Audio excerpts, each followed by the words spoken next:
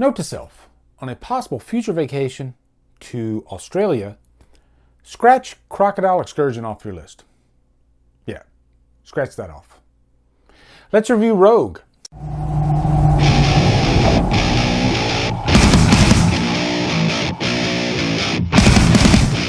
Rogue stars Radha Mitchell, Michael Vartan, and is directed by Greg McLean. What's up, guys? It is patron review time. This review is going out to the Wolfman. I've done another review for him in the past as well. If you are of a certain tier, then you can get a review in your honor. Go to the patron page, check it out. Tons of different little perks and whatnot over there.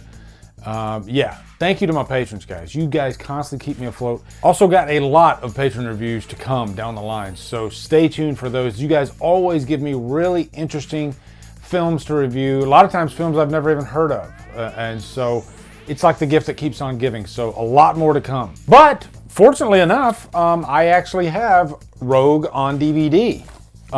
It was in one of my drum boxes down the line. I don't remember if the Wolfman sent this to me or one of my other subscribers sent this to me, but luckily I have this. I actually have this one and Blackwater. Did you know that there are 3 Crocodile movies that all came out in 2007? This one, Blackwater, and Primeval. I did not know that, and that's pretty interesting. I guess 2007 was the year of the Crocodile, or maybe one of those was. I think these are all 3 Crocodile movies too. Correct me if I'm wrong, and I know you will. Saltwater crocodile is probably the most dangerous member of the crocodilian family.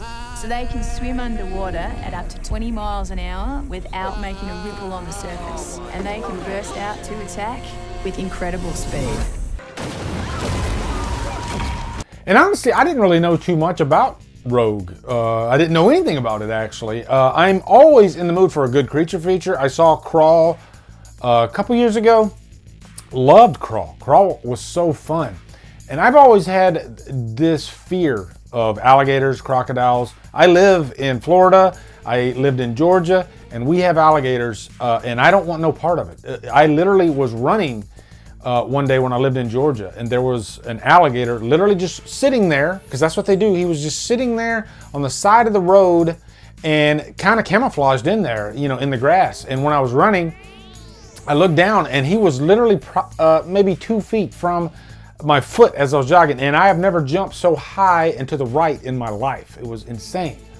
I don't like alligators, crocodiles. I hate them. They scare the crap out of me. And I think these are scarier than sharks, because at least sharks, you stay out of the water, you're good, right? But not with crocodiles.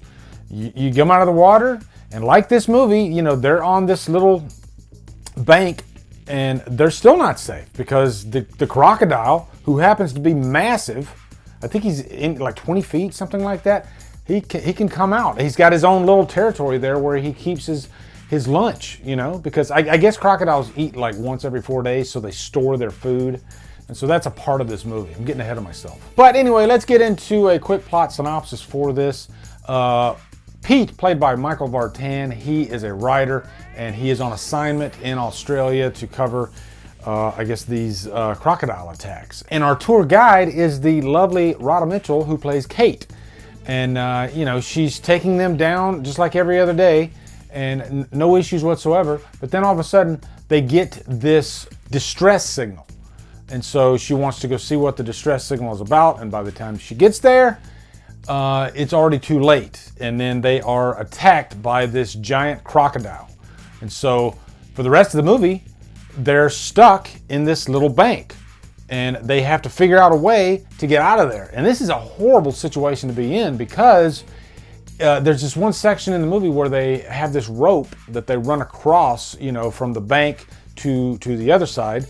But once you get over there, you still got to figure out a way to get out of the swamp and all that. So even if you get across, it's still pretty risky.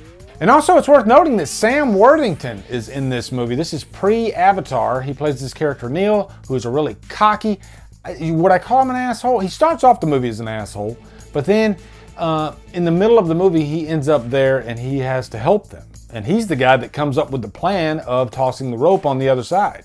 Now, going forward, I will be talking some spoilers because this is a 2007 movie. So if you haven't seen Rogue, you might not want to watch, any further. But I will say it's definitely worth your time. Okay, so you have been dismissed. But anyway, pressing forward with the pros and what I really liked about this movie. First off, I'm a character guy. You give me good characters, you're halfway there. And I really did like Michael Vartan and Rhoda Mitchell. I think they are the thing that kept this thing afloat, no pun intended, because you can tell that this is a lower budget film, you know? Greg McLean is a great director. You know, he did Wolf Creek, but you're still working on a budget, and it takes a talented director to stretch that budget as thin as possible and still come out with quality results. And I think he succeeds in that, you know? They did half on location and then half sets. You know, they actually built, I guess, the Crocodile cave where the last act of the movie takes place. But like I said, these two actors, this is your star power of this movie, and it definitely helps to have some very capable actors steering the ship. Also, Sam Worthington, I forgot to mention him. For being, you know, one of his first roles, he's great in this. I liked his performance, and he's kind of a multi-layered character because he starts off as, you know, kind of a straight up asshole, and you think this is going to be like, oh, the bully asshole of the movie, but no, he turns out to be one of the most important characters. If not for him, they wouldn't have gotten across to the other side. And, you know, again, spoiler alert, he ends up dying pretty early on as soon as he gets across, so he kind of dies a hero. Now, jumping over to the Crocodile, okay, what we're all here for, right? We want some nice crocodile creature feature action. We want a lot of blood. Do we get that? Somewhat, we do. There's a couple of crocodile attacks in this movie, but the crocodile itself is only in the movie for about 5 minutes. It does feel longer because he takes up a good space in the last act of the movie. And it feels longer than 5 minutes. And, you know, that's just talented filmmaking right there. If you have tension, it can take the place of actually seeing the creature. It feels like the creature's still there. You know, take Jaws, for example. Jaws feels like he's in the movie more than he actually is, and that's because of tension. Same thing here. And I think it definitely helps that there are some nice surprises along the way. We think that Kate is probably going to last to the end of this movie, and she does, but we don't expect her to get attacked by the crocodile before Pete has to get her over to that cave, you know? That kind of throws a wrench in the plans and adds some weight to the story. And you really like her. You want her to live. Pete wants her to live, right?